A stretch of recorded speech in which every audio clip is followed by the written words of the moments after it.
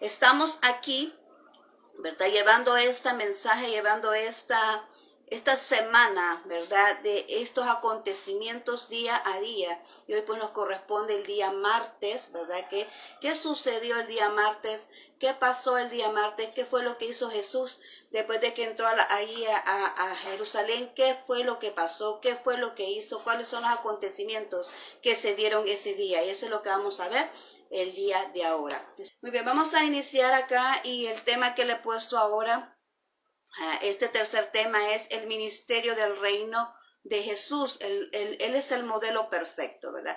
Una frase que él siempre decía cuando él entró a predicar, ya desde que empezó en su ministerio en Galilea, decía: el reino de los cielos se ha acercado.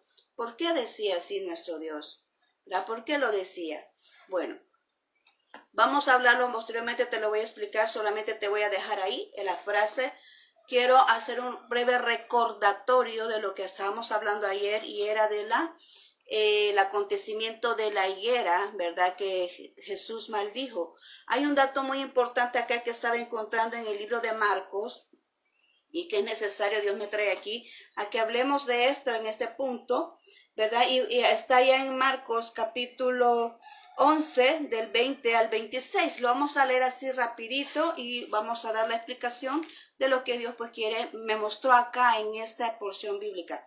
Dice así: y pasando por la mañana vieron a la higuera que se había secado desde las raíces. Fíjense muy bien que dice que se había secado desde las raíces.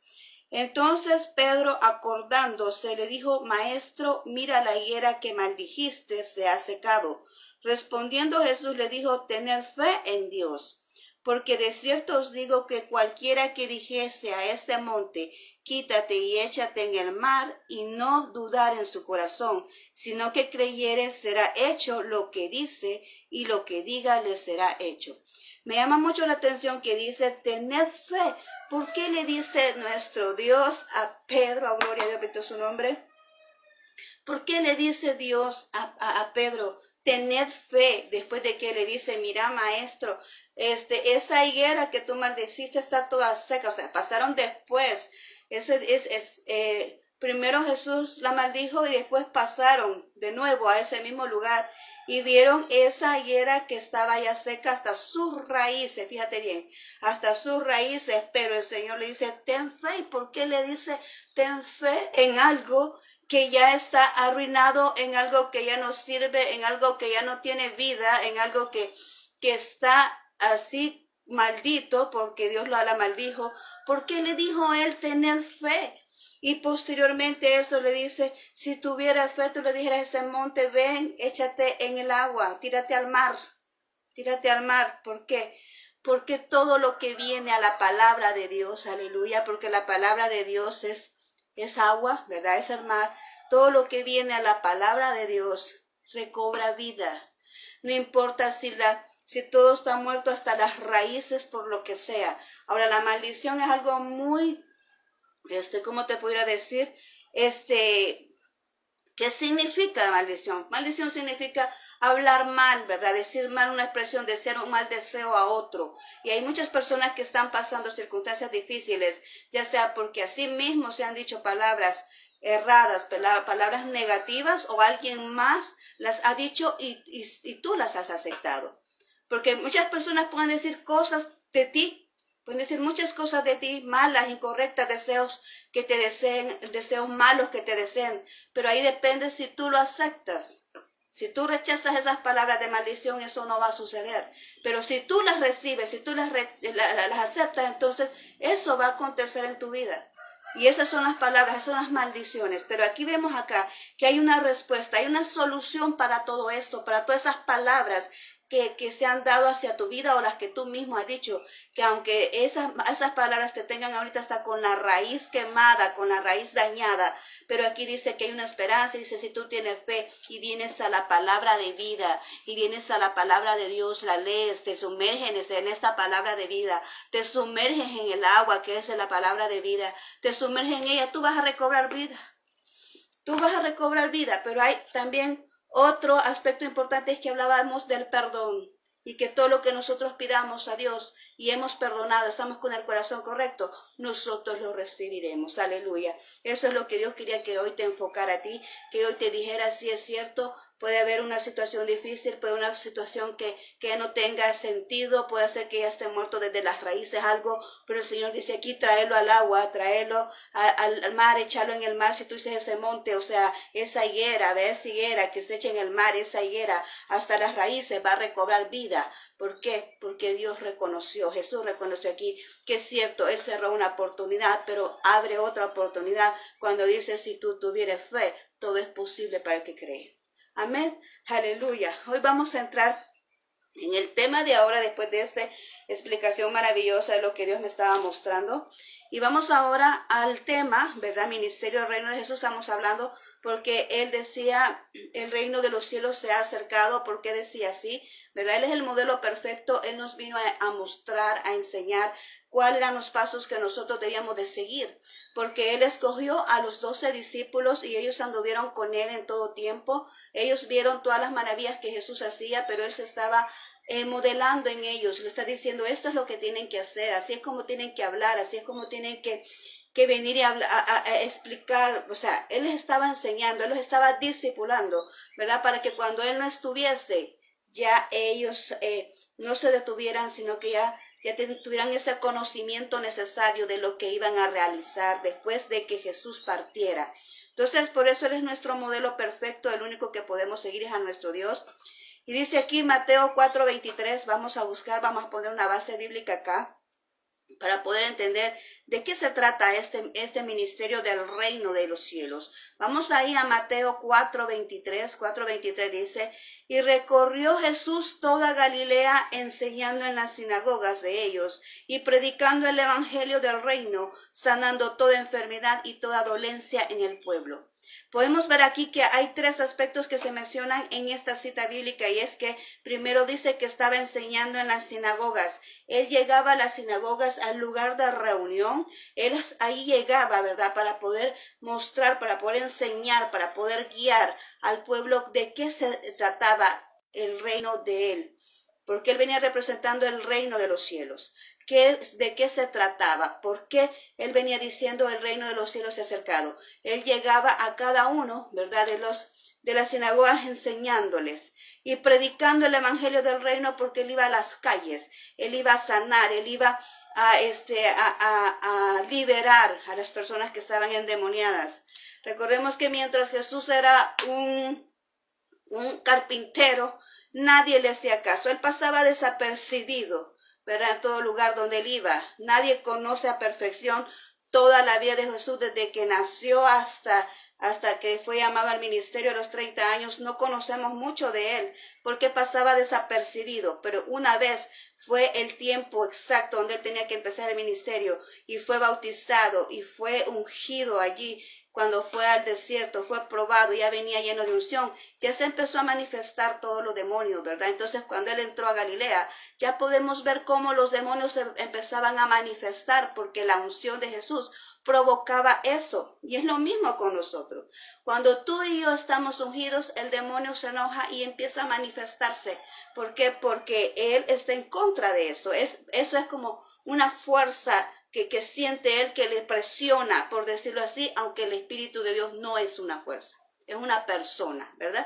Pero Él lo percibe así, Él lo siente así porque lo presiona, porque Él sabe y detecta dónde es que hay unción, amén. Entonces, por eso se empezaban a manifestar, y es que por eso que Jesús vino y empezó a liberar a esa gente que estaba influenciada por los demonios. También dice que venía sanando toda enfermedad.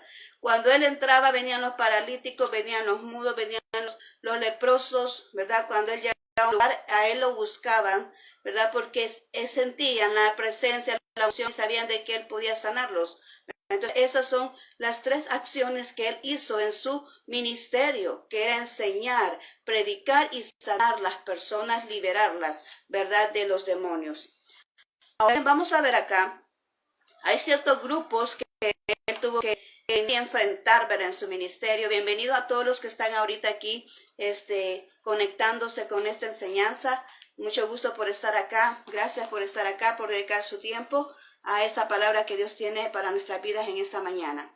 Bien, estamos hablando acá de que también Jesús se tuvo que enfrentar a ciertas personas, a ciertos grupos que no entendían en sí lo que es el ministerio de Jesús, y entre ellos están los fariseos.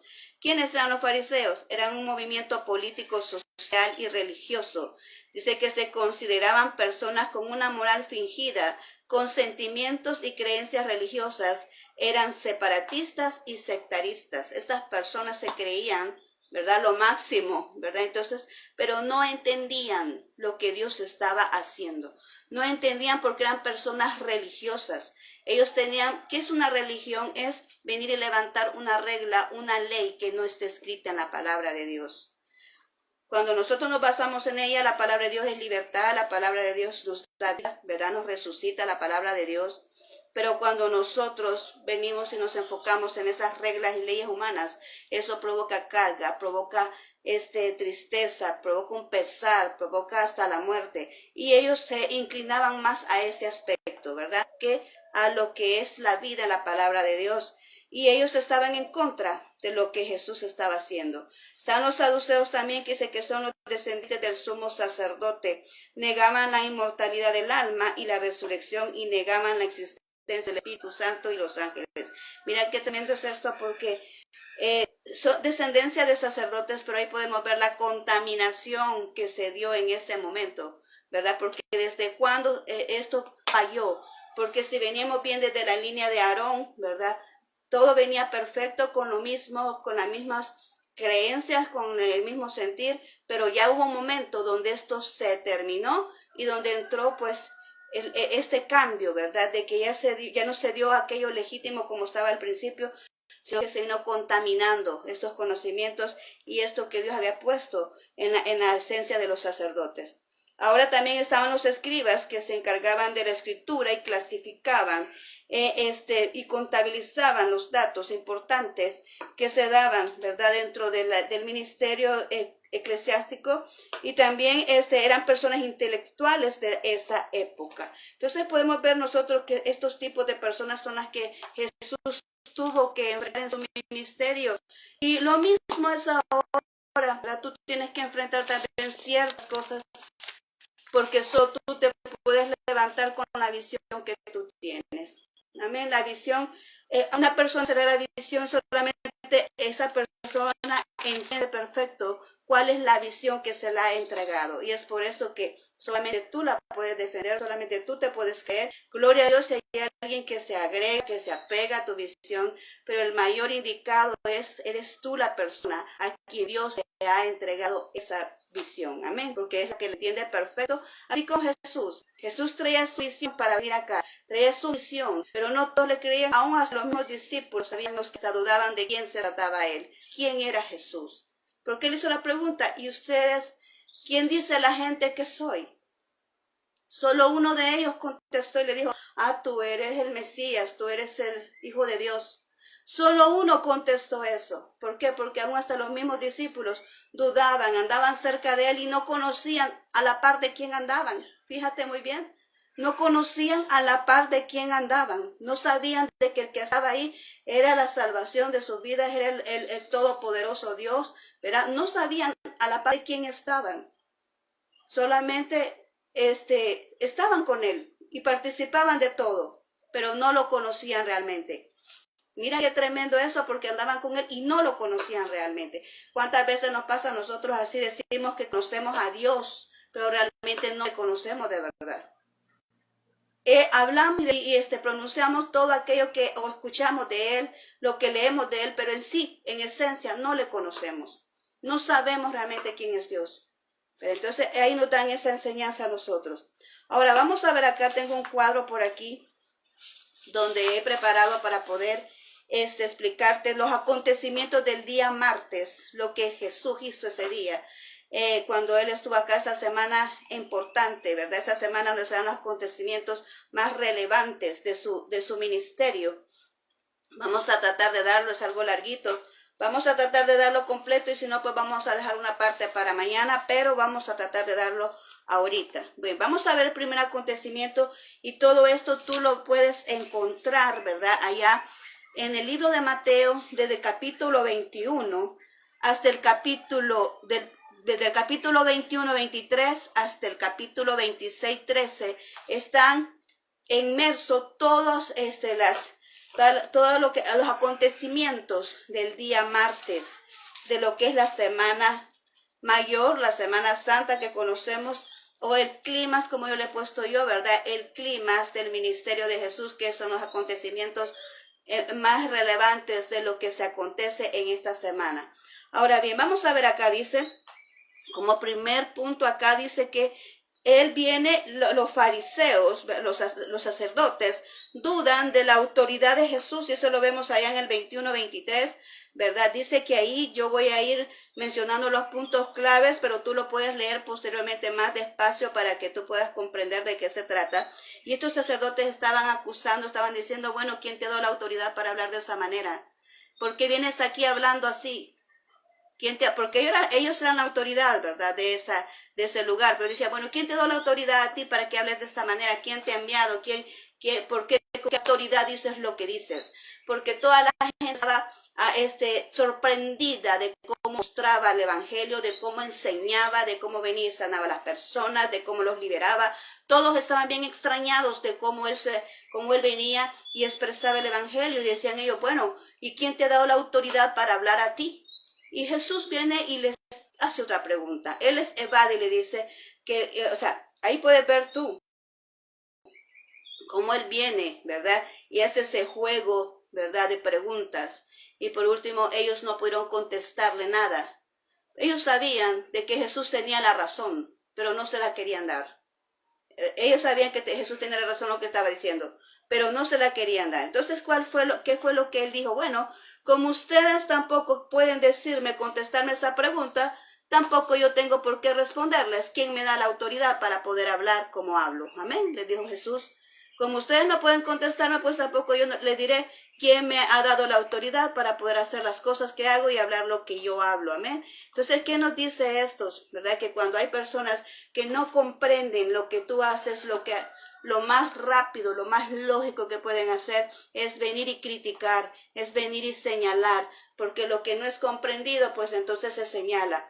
Muchas veces he dicho esto y pongo mi ejemplo en el área que yo conozco, ¿verdad? Y es que cuando un estudiante no comprende un ejercicio de matemática, dice, es que el libro está equivocado, la respuesta del libro está equivocada. O si no lo puede hacer, pues entonces lo deja a un lado, ¿verdad? Y ya empieza a hacer otra cosa.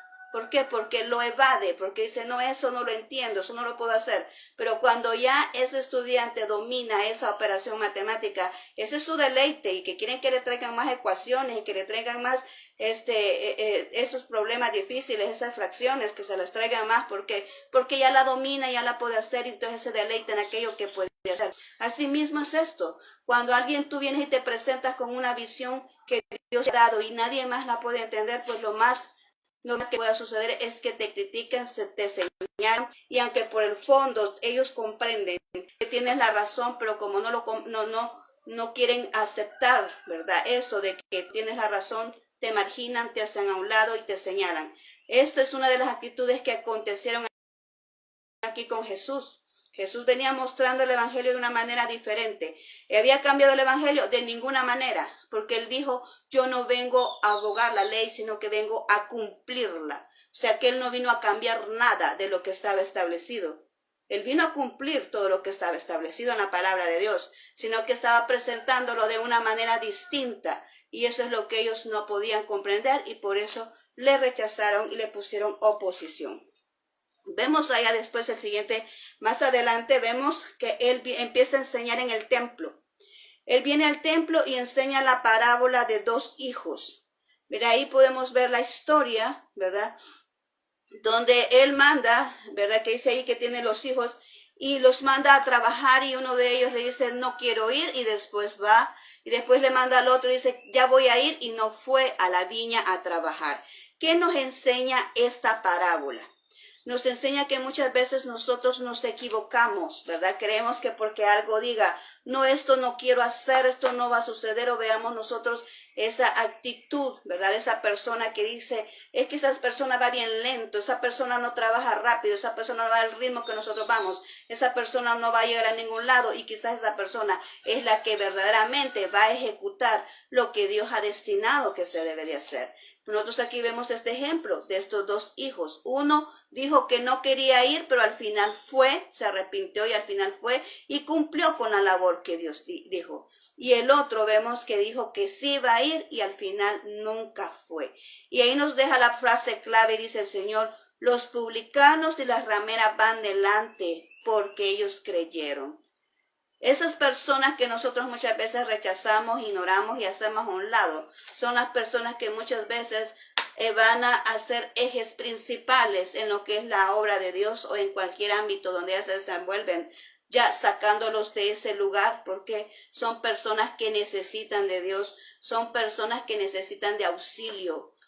Las personas las podemos ver así, pero por dentro ellos están gritando auxilio. Ellos quieren una nueva calidad de vida y solamente nuestro Señor Jesucristo se las puede otorgar. Y tú y yo somos los llamados de sacarlos y rescatarlos de ese lugar donde el enemigo los ha llevado, porque ese no es el lugar donde Dios los quiere. El enemigo los ha introducido a esa posición, a esa zona. Entonces es por eso que nosotros, conocedores de la palabra de Dios, somos los que rescatamos a esa gente, ¿verdad? Y por eso dice ahí, los publicanos y las rameras van delante de ustedes porque ellos sí necesitan. Y no hay cosa mejor que una persona que necesite de Dios para que se le encienda esa pasión por dentro, para seguir y amar a Dios después de haberle rescatado de una vida tan difícil.